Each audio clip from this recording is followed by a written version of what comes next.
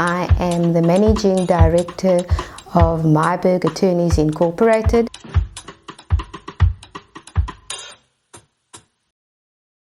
I started the firm about just in excess of 20 years ago. Yes, I was very much on my own. Most people said I shouldn't do it because I don't know if you noticed, but I'm not very tall. And in the legal profession, you don't have many women or many senior women who do litigation. We find that a lot of women go to conveyancing, that's transferring of property, or the women don't stay in the profession, unfortunately. We found that in the studies, you often have the women doing much better than their male counterparts, but they don't come to fruition and stay very long in the profession. If you have to have your family, run a practice, it's very difficult. It's basically running a business and still then doing the legal work as well. For me, it was the most difficult. I don't know if you know much about South African society, but it's a very patriarchal society. I was brought up that you don't speak to a man first because it's inappropriate. You don't tell people how good you are. You don't market yourself, and you don't raise your voice in public.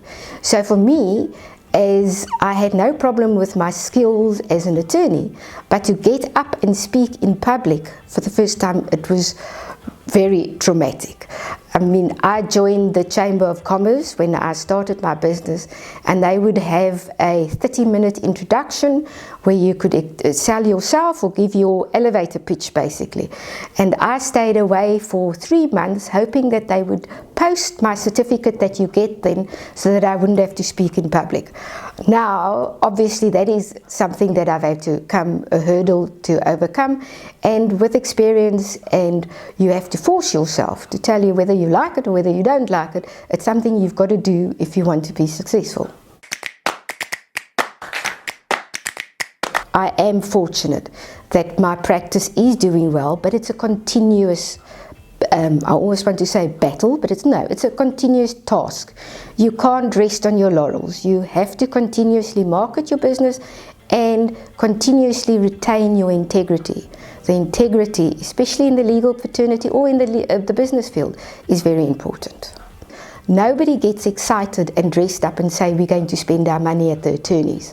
It's normally a grudge payment, and if they've come to you with a problem, you've solved their problem, then they don't need an attorney anymore. But you still have the expenses and the monthly staff that you have to pay. So it's a continuous marketing and building on your reputation. The legal fraternity is exceptionally small, and if you don't have a good reputation, your business will suffer financially. It's no achievement to get in a client. It's an achievement to get in a client that can pay and the clients that come back afterwards. So that is basically what any entrepreneur needs to do, is you have to keep your cash flow going and you have to keep your business running. And that is what I'm doing as the managing director of the firm. It's important to know that sometimes you have ups and sometimes you have downs. So first of all, not to take yourself so seriously, because life does happen and you just have to deal with it. And I think for me personally, I might have concentrated more when I was at university. So, and realized that was the best time of my life and where I could have prepared myself for now. Don't listen to the negative people out there, because if you are looking for negative people, the world is full of them. It's really find what you want to do, find what your passion is, and then find people to assist you. But if you have to listen to the negativity out there, you're never going to get started. It's not up to the people out there, it's up to the people out there to support you, yes, but it's really up to yourself to make the difference.